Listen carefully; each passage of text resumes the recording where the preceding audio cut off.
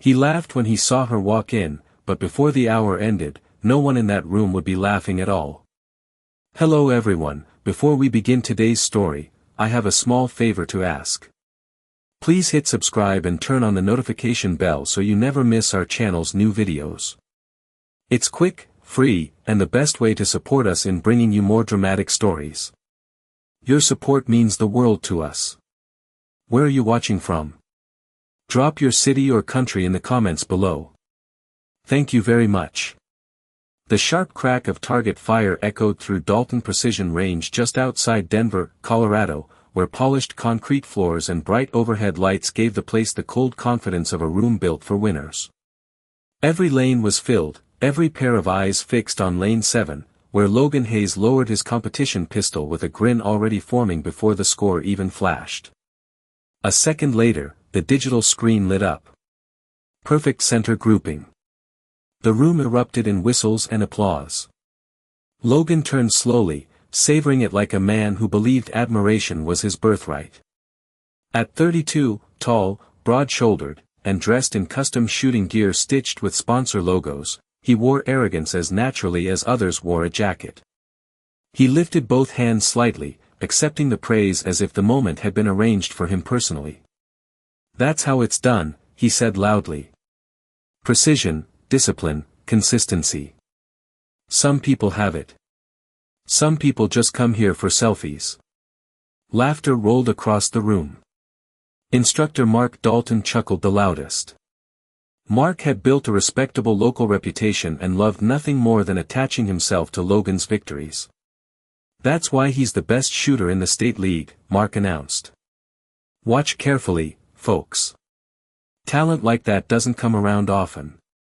Logan nodded modestly in the way only vain men can. Then the front door opened. A gust of cool spring air drifted through the lobby, and with it came a woman no one recognized. She wore faded jeans, walking shoes, and a simple navy jacket zipped halfway to the collar. No designer bag. No branded gear. No polished confidence on display. Just a woman in her late 30s with calm eyes and a quiet posture, carrying a small canvas case in one hand. Claire Bennett paused near the sign-in desk and glanced around the range with the composed look of someone taking in details others never noticed. Logan saw her first and smirked. "Looks like somebody took a wrong turn on the way to a book club." A few people laughed instantly, eager to belong to whichever side seemed strongest. Claire said nothing. She simply approached the counter. "Hi," she said gently to the receptionist. "I'm here for the introductory precision class. I registered online." Mark Dalton stepped forward before the receptionist could answer. His smile was polite in shape only. "You're here for today's advanced session?" Claire nodded once. "That's right." Mark glanced at her clothes, then at the plain case in her hand. "Ma'am, this group moves pretty fast. We usually recommend beginners start with safety orientation and fundamentals first." Logan leaned against the lane divider, enjoying himself. "Maybe she's here to teach us patience." More laughter. Claire turned her eyes toward Mark, not offended, not nervous, simply steady. "I completed the prerequisites last month by video certification," she said. Mark blinked. He had not expected an answer that precise. He checked the tablet at the desk, scrolled once, then twice. His expression tightened. "Well," he said, forcing cheerfulness back into his voice, "looks like you're on the list." Logan folded his arms. "Then put her next to me," he said. "Could use the entertainment." The room laughed again. Claire only placed her canvas case on the counter and waited. Somewhere beneath the mockery, something older than pride had just entered the building, and no one there was wise enough to recognize it. Claire was assigned to Lane 8, directly beside Logan Hayes, which was exactly what he wanted. Men like Logan did not merely enjoy winning. They enjoyed having witnesses. Mark Dalton handed Claire protective glasses and earmuffs with the kind of courtesy reserved for people expected to fail quietly. "We will start simple," he said. "Grip, stance, breathing. Nothing advanced yet. Claire accepted the gear with a small nod. Whatever the class requires. Logan chuckled as he loaded magazines with practiced flair. That is the spirit. Manage expectations early. Several students nearby smiled, careful to laugh only after he did. Claire opened her plain canvas case. Inside was a neatly arranged set of standard equipment, clean and well maintained, nothing flashy, nothing expensive. Logan glanced over and smirked again. No custom setup. Brave choice. Claire calmly checked each item with measured hands. Reliable matters more than expensive. Logan looked at the others as if she had delivered a joke for him. That sounds like something people say when they cannot afford expensive. More laughter. Mark clapped once to regain order. Eyes forward, everyone. 5 rounds at 10 yards. Controlled pace. We are evaluating fundamentals. Target slid into place with mechanical hums. Logan fired first. His rhythm was smooth, dramatic without seeming forced, every movement polished by years of being watched. When the target returned, the grouping was tight and centered. Applause rose again. Mark pointed proudly. That is textbook discipline. Logan gave a casual shrug. Just another Tuesday. Claire stepped into position. Her stance was relaxed, almost too relaxed, and Mark immediately frowned. Feet wider, he said. Shoulders tighter. You need structure. Claire adjusted slightly but not fully. Thank you. Logan leaned closer, voice lowered just enough to sound personal, loud enough for others to hear. If you are nervous, just remember the paper target cannot judge you. A ripple of laughter passed down the lanes. Claire did not look at him. She exhaled slowly, lifted the firearm, then paused. Mark mistook stillness for uncertainty. Take your time, he said with a patronizing smile. No rush. Claire lowered it again. May I ask something first? Mark blinked. What? When was the ventilation last calibrated? The room went oddly quiet. Mark stared at her. Excuse me. Claire glanced toward the ceiling fans and side vents. Crossflow is drifting left to right. Not much, maybe half an inch at 10 yards, but enough to train bad habits if people compensate without noticing. Logan burst out laughing. That is incredible. She has not fired a single round and already she is coaching the building. Mark's face tightened. Our systems are professionally maintained. Claire nodded politely. I am sure they are. Logan shook his head in amusement. Please shoot, Claire. Some of us came here for class, not weather reports. This time the laughter was louder because it felt safer. Claire raised the firearm again. Her movements were unhurried, efficient, almost plain. No flourish. No performance. 5 soft reports sounded in even intervals. She lowered the firearm immediately. No dramatic pose. No glance toward the crowd. Mark called for the target to return. As it moved closer, conversations slowed. Then stopped. 4 shots sat in a tight cluster near center. The 5th touched the edge of the same group so closely it nearly vanished into the others. It was not spectacular enough for applause, but it was far too clean for a beginner. Logan's smile faded for half a second before returning. Lucky grouping, he said quickly. Mark folded his arms. Not bad, he admitted, then added, though 10 yards reveals very little. Claire removed the earmuffs and set them gently on the bench. I agree, she said. 10 yards reveals almost nothing. For the first time that morning, Logan looked at her without amusement. Somewhere beneath his confidence, a small unwelcome feeling had begun to stir. The room did not celebrate Claire's target because uncertainty had entered it, and uncertainty makes people quiet. Logan Hayes was the first to break the silence. Beginner's luck happens every day, he said, smiling too quickly. Usually once. A few nervous laughs followed. Mark Dalton glanced from Claire's target to Logan's, then made the decision pride often makes for people. We are moving to 25 yards, he announced. That distance separates casual accuracy from real skill. Logan straightened immediately.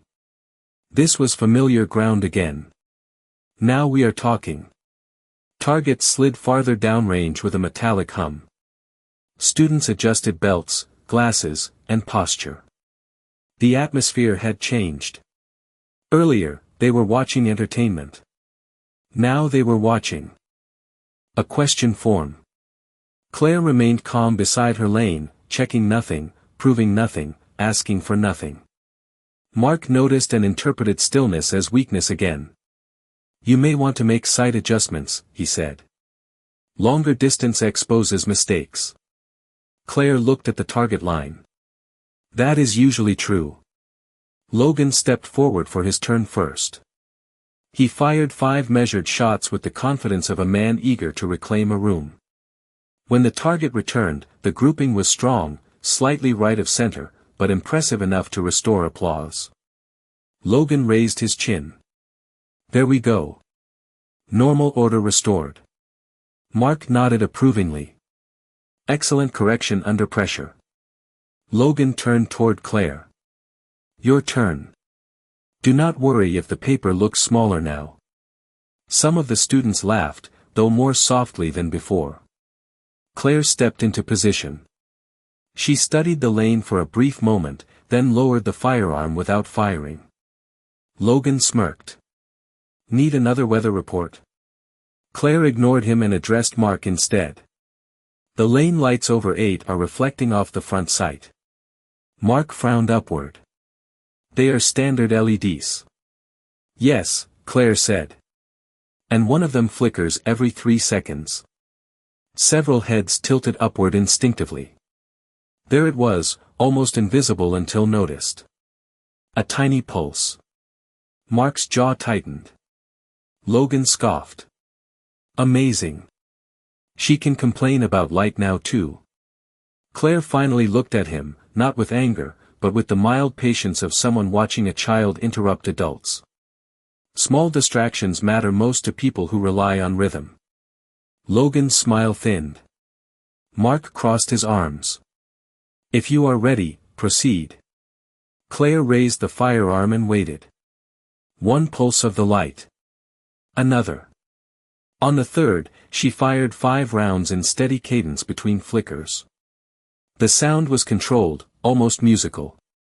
She lowered the firearm and stepped back before the target moved. Nobody spoke. When it returned, 4 shots formed a clean diamond around center. The 5th sat exactly in the middle. Logan's face hardened. She got lucky again. But this time no one laughed. Mark leaned closer to inspect the grouping. How did you time that? Claire removed her earmuffs. You said distance exposes mistakes. It also exposes patterns. A younger student near the back whispered, that was unreal. Logan heard it and snapped, it was 25 yards, not magic. Yet his own confidence now carried edges. Mark tried to regain authority. All right. Since everyone is so impressed, let us make this interesting. He walked toward the control panel and pressed a setting used only during demonstrations. A much smaller target slid into place at 50 yards, half the width of the previous one. Murmurs spread instantly. Logan's eyes narrowed. He had not expected that. Mark smiled at Claire. 1 round each. Closest to center. Logan forced a grin. Perfect. Time to end the mystery. Claire looked downrange, then at the tiny target barely visible beneath the bright lights. Her expression did not change. Somewhere inside the room, arrogance was asking for one more chance. And humility was about to answer it. The smaller target looked almost insignificant at 50 yards, but everyone in the room understood what it meant. Precision at close range earns compliments. Precision at distance earns respect. Logan Hayes rolled his shoulders and stepped forward first, determined to reclaim both. "One round is all I need," he said, loud enough for the class to hear. Mark Dalton nodded as though the result had already been decided. "Take your time." Logan settled into position with deliberate ceremony. He inhaled, exhaled, and fired. The sharp report echoed across the lanes. Several students leaned forward immediately as the target returned. The shot landed cleanly inside the scoring ring, just left of center. Strong enough to impress, close enough to celebrate. Applause broke out again, louder now because relief had joined it. Logan lowered the firearm and smiled broadly. "Pressure makes diamonds." He turned toward Claire. "And reveals costume jewelry." A few people laughed harder than the joke deserved. Mark pointed proudly at the target. "That is difficult shooting. Let us see how our surprise guest handles it."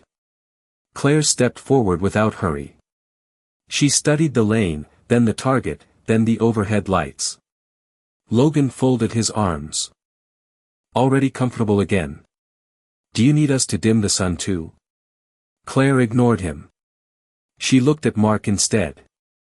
"May I ask one question?" Mark sighed. "What now?" "What caliber are the practice rounds in this lane batch?" Mark blinked. "Standard 9mm. Claire nodded slightly. "Loaded warm or moderate?" Mark frowned. "Moderate." "Why?" Claire glanced downrange once more. "Then drop is slightly less than your chart suggests." The room grew still. Logan laughed sharply. "This is unbelievable. She has an excuse prepared before shooting." Claire calmly shook her head. "Not an excuse. A correction." Mark's patience thinned. "If you know so much, by all means, demonstrate." Claire adjusted her stance. No dramatic movement. No visible tension. She raised the firearm, paused for a breath that seemed to quiet the room itself, and fired a single round. Then she stepped back immediately and set the firearm down. No smile. No glance at anyone. Mark pressed the return button. The target moved slowly toward them, every foot of distance stretching the silence tighter. When it reached the line, nobody spoke. Claire's round had touched the exact center point so precisely that the mark almost disappeared into the printed dot. Even Logan did not react at first. His face simply emptied. Mark leaned in, then leaned closer, as if disbelief might improve his eyesight. "That is, impossible," he said quietly. Claire shook her head. "No. Just repeatable." A young student near lane 3 whispered, "Did she split center?" Another answered, "I think she erased it." Logan recovered enough to scoff. "Anyone can get one lucky shot." But the words landed weakly now, like a man arguing with weather after the storm had passed. Claire finally turned toward him. "You are right," she said gently. "One shot proves very little." Logan seized the opening. "Exactly." Claire continued, "That is why professionals measure consistency, not volume." The room went silent again. Mark looked between them, suddenly aware that the authority he wore so casually had slipped. "Fine," he said. "Then we do one final drill. Rapid sequence. 3 targets. Timed." Logan's confidence returned in fragments. Speed was his specialty, and everyone knew it. He straightened at once. "Now we are back to real competition." Claire simply reached for her earmuffs again. Mark studied her more carefully this time. "You seem very calm for someone with a lot to prove." Claire fitted the earmuffs in place and answered without emotion. "I did not come here to prove anything." She looked toward the fresh target sliding into position. "I came here to practice." In that moment, Logan understood something dangerous. She had not been trying yet. 3 fresh targets slid into place side by side at 15 yards, each smaller than the last, each marked with narrow scoring rings that punished hesitation. A timer was mounted above the lanes, its red digits waiting like a challenge. Mark Dalton stepped into the center aisle and lifted his voice. 3 targets. 1 round each. Fastest clean run wins. Misses add penalties. He turned toward the class, eager to recover control through structure. This drill tests transitions, discipline, and composure under pressure. Logan Hayes smiled again. Speed was where he dazzled crowds. Accuracy had invited doubt, but speed invited applause. Finally, he said. Something entertaining.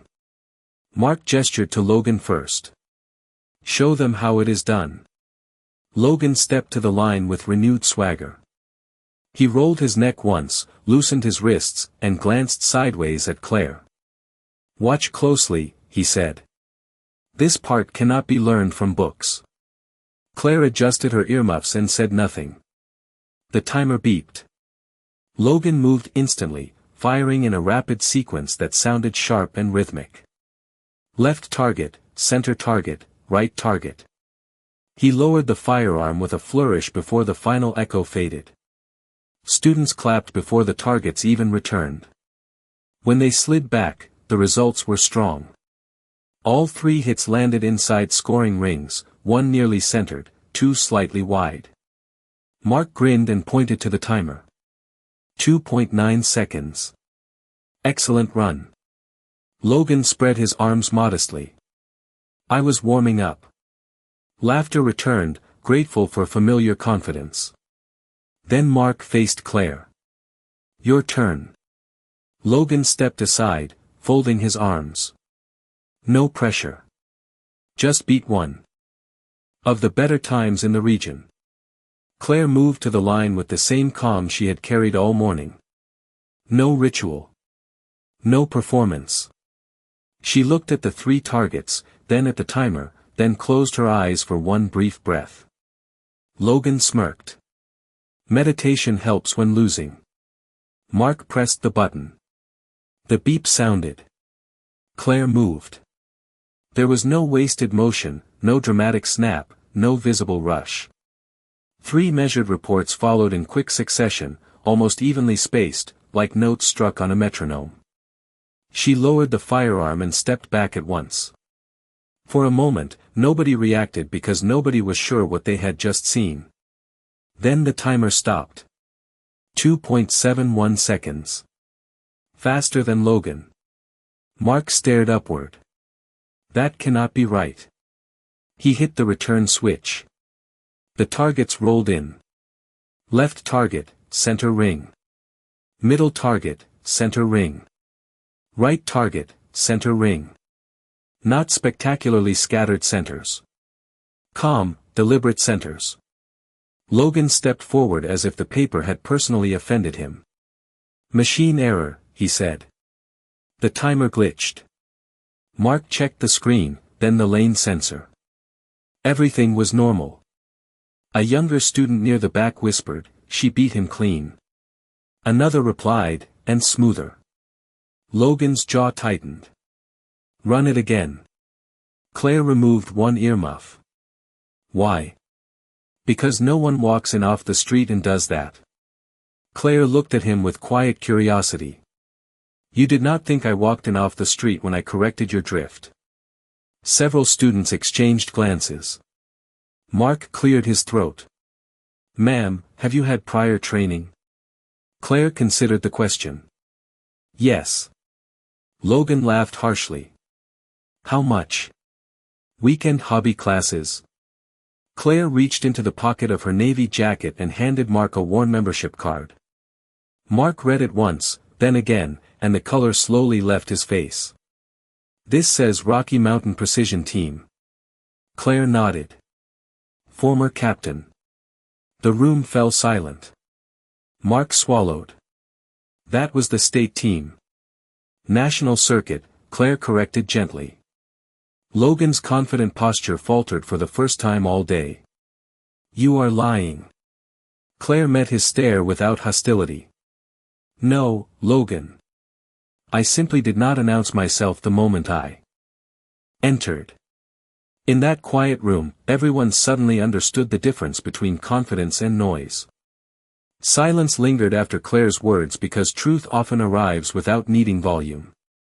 Logan Hayes stood motionless beside lane 7, his confidence suddenly looking like something rented. Mark Dalton still held the membership card in his hand as though it might explain itself if he stared long enough. National Circuit, he repeated quietly. Why would someone with that background sign up for an introductory class? Claire reached for the card and slid it back into her jacket pocket. Because fundamentals matter, she said. And because some instructors forget how to teach them. Several students looked down at once. Mark felt every eye in the room turn toward him. He forced a laugh that found no support. Well, if we had known your experience level, today would have gone differently. Claire adjusted the zipper on her jacket. That is exactly the problem. The words were calm, but they landed harder than any raised voice could have.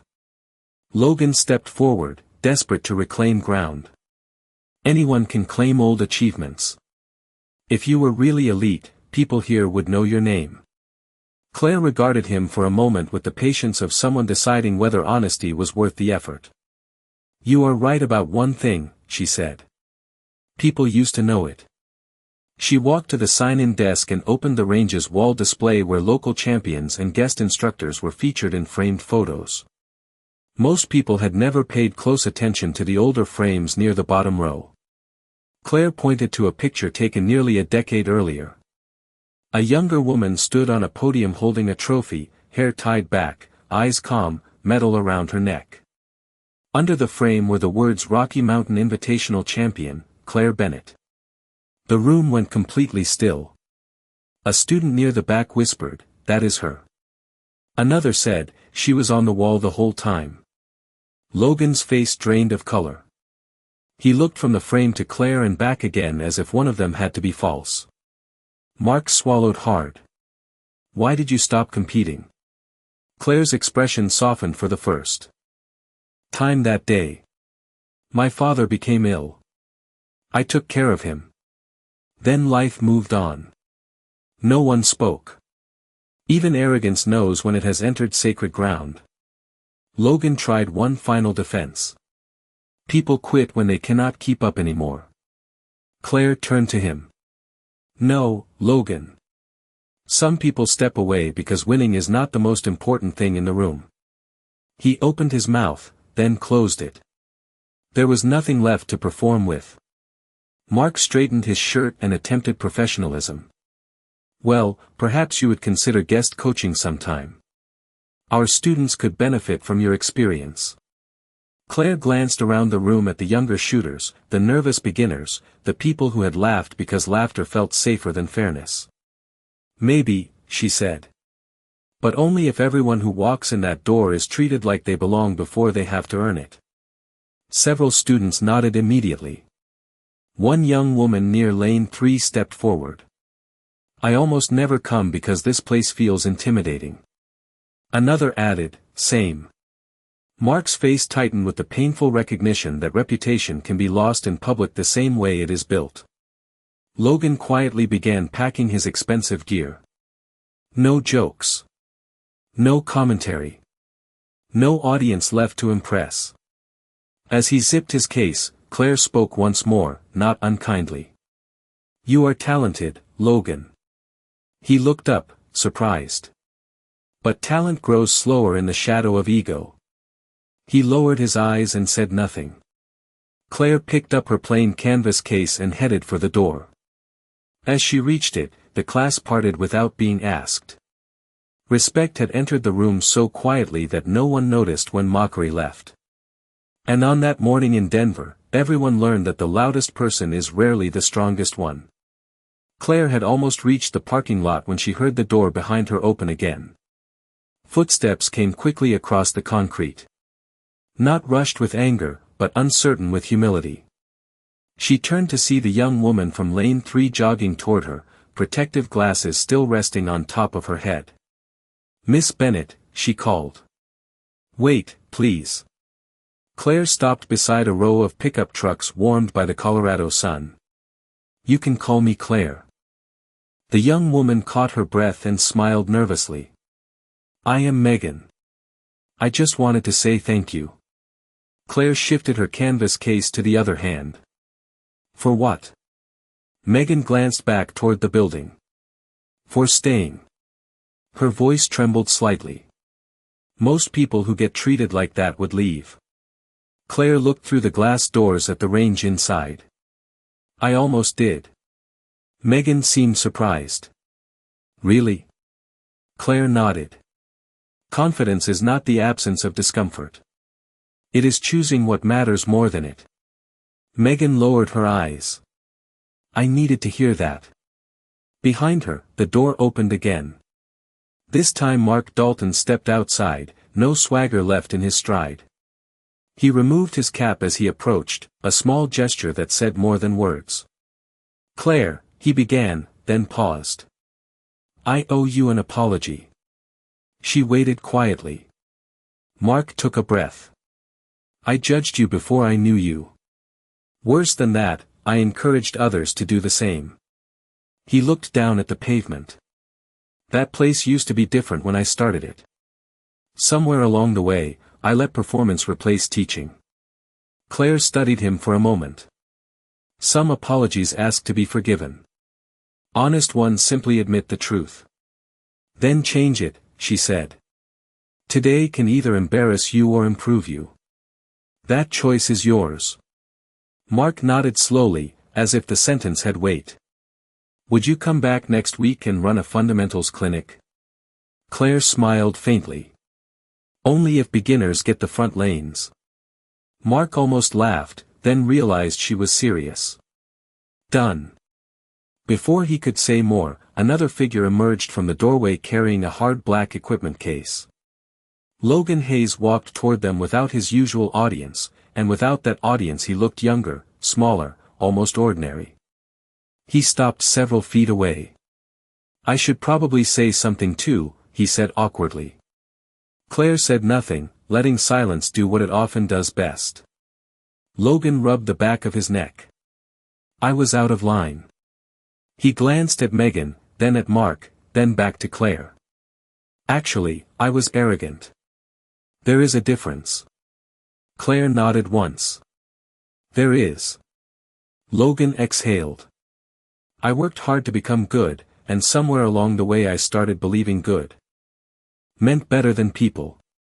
The word seemed painful to say, which made them more believable. When you beat me today, I hated it for about 10 minutes. Claire raised an eyebrow. Only 10. Logan gave a reluctant smile. Maybe 15. Then I realized I was angry because you exposed something I already knew. He looked at the range doors behind him. I have been performing for applause instead of improving. Megan watched in silence, stunned that the loudest man in the room now sounded human. Claire shifted her case again. That realization is worth more than a trophy. Logan nodded. Would you train with me sometime? Mark looked shocked. Logan noticed and added quickly, not so I can beat you. Just so I can learn. Claire considered him, then spoke carefully. I do not train people who need to win every conversation. Logan accepted the sting with surprising grace. Fair. She continued, but I train people who are ready to listen. The breeze moved softly through the parking lot. Somewhere inside, targets hummed and voices carried through the walls. Life continuing, as it always does after pride is humbled. Claire extended her hand. Logan shook it once, firmly and without theatrics. And in that quiet handshake, everyone standing there understood something simple: being corrected in public can feel painful, but being changed by it is a gift. The following Saturday, Dalton Precision Range opened 30 minutes early for the first time in years. No special guests had been advertised. No competition banners were hung. No glossy posters promised greatness. Yet people were already waiting outside when the doors unlocked. Beginners stood beside experienced shooters. Retirees chatted with college students. A mother and daughter signed waivers together. Something had changed, and everyone could feel it before they could name it. Mark Dalton stood behind the front counter wearing the same cap as always, but not the same expression. He greeted each person by name when he knew it, and with respect when he did not.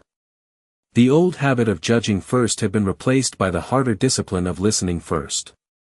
On the far wall, the framed photos had been rearranged. The lowest row was now at eye level, and Claire Bennett's championship picture sat in the center. Beneath it was a new brass plate that read "Excellence needs no announcement." Logan Hayes arrived carrying his case without sponsor logos. Several regulars noticed immediately.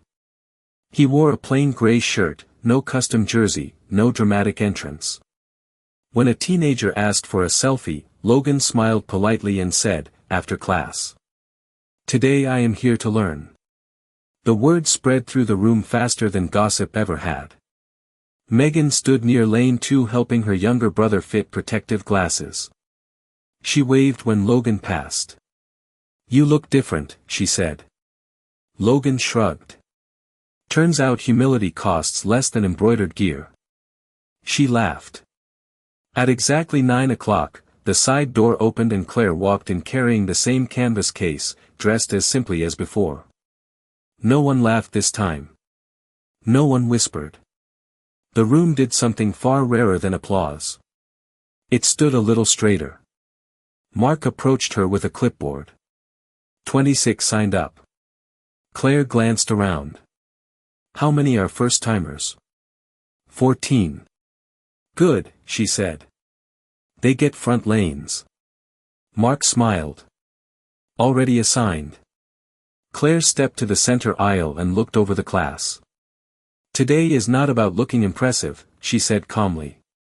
"It is about building habits you can trust when no one is watching." Her voice was not loud, yet every person heard it clearly. She paired beginners with experienced students and moved Logan beside a nervous accountant named Trevor who admitted he had never touched range equipment before. Logan extended a hand. "Then we start with the basics." Trevor blinked. "You are helping me?" Logan nodded. "I should have been helping people a long time ago." Claire walked lane to lane correcting posture, grip, breathing, and focus. She never embarrassed anyone. She never raised her voice. When mistakes happened, she treated them like steps instead of failures. Students improved quickly because fear had left the room.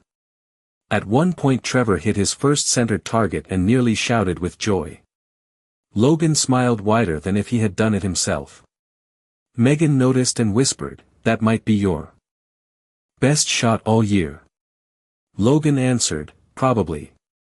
During a short break, Mark gathered everyone near the wall display. "I need to say something," he began. "For too long, this place rewarded ego more than growth. That ends now." He removed a laminated board titled Monthly Champions and replaced it with a new sign that read Most Improved. Murmurs of approval moved through the room. Claire said nothing, but her eyes softened. Near noon, class ended with laughter, handshakes, and plans to return next week. People lingered instead of rushing out. Community had entered where intimidation used to live. As Claire packed her canvas case, Mark asked quietly, "Do you think we can keep this culture?" She looked around at beginners helping one another clean up, at Logan stacking chairs without being asked, at Megan encouraging her brother, at strangers speaking like teammates. "You already are," she said. Then she added the lesson everyone there would remember long after targets were replaced. A room changes the moment people stop asking who matters most and start asking who needs help. And that day, the range became stronger than any champion could have made it alone. 3 months later, the waiting list at Dalton Precision Range was longer than it had ever been, but the atmosphere inside was lighter than anyone could remember. People no longer came only to prove themselves. They came to improve themselves. The change could be measured in small things, strangers greeting one another by first name, experienced shooters helping newcomers without being asked, beginners returning for a second week because they felt welcomed instead of judged. Success had arrived quietly, just as Claire Bennett had. The front wall still held championship photos, but no one stared at them much anymore. The most crowded board in the building was the one marked Most Improved, where handwritten notes celebrated milestones that once would have gone unnoticed. First centered grouping. First confident session. First time teaching someone else. Mark Dalton updated it every Friday evening himself. He no longer introduced Logan Hayes as the best shooter in the room. He introduced him as one of the most helpful coaches. Logan accepted the title with more pride than any trophy had ever given him. On weekday evenings he volunteered to run beginner drills, and he had become unexpectedly patient. When students apologized for mistakes, he would smile and say, "Good. Mistakes mean you are learning in public instead of pretending in private." Megan had started assisting with youth classes on Saturdays. Her younger brother now moved through the lanes with growing confidence and reminded everyone to wear eye protection with the seriousness of a small sheriff. Mark often watched the room and wondered how close he had come to losing all of it simply because he once confused status with value. On a bright autumn morning, a local newspaper arrived to feature the range's sudden popularity. The reporter expected to interview the champion whose name had circulated through town. "Where is Claire Bennett?" she asked, notebook ready. Mark smiled. "Probably nowhere near a camera." He was right. Claire was not there. She had never asked for payment, recognition, or special treatment. She came some Saturdays, taught fundamentals, encouraged nervous beginners, then left before anyone could make a ceremony out of it. Her influence remained stronger in absence than many people manage in presence. The reporter looked disappointed. "Then who should I speak to?" Mark glanced around the room. Logan was adjusting Trevor's stance near lane 4. Megan was helping a mother steady her breathing before a first attempt. 2 retirees were cheering for a college student who had just improved her grouping by inches. "Talk to anyone," Mark said. "That is the story." Near noon, the front door opened and Claire entered carrying the same canvas case. Conversation softened for a moment, then resumed naturally. No dramatic pause. No spectacle. Respect no longer needed performance. She signed in like everyone else. The reporter hurried over. "Miss Bennett, people say you transformed this place." Claire looked around the room, then shook her head. "No," she said gently. "People transform places the moment they decide to treat each other better." The reporter asked, "Then why did you come back after how you were treated?" Claire set her case on the bench. "Because walking away protects your pride. Returning can heal a culture." The room went quiet, not from shock this time, but recognition. Logan lowered his eyes with gratitude. Mark stood still, hearing the sentence as both mercy and warning. Claire spent the next hour teaching a retired schoolteacher how to steady her breathing and helping a nervous teenager trust his own patience. No audience gathered. No applause followed. Yet everyone felt they were witnessing something rarer than talent. They were witnessing character in motion. As the afternoon sun stretched across the polished floor, Claire packed her case and headed for the door once more. Before leaving, she turned back and said the words that would remain long after targets were replaced and names were forgotten. Skill may win a room for a moment. Dignity wins it for years. And on that day, every person there understood what true aim had always been.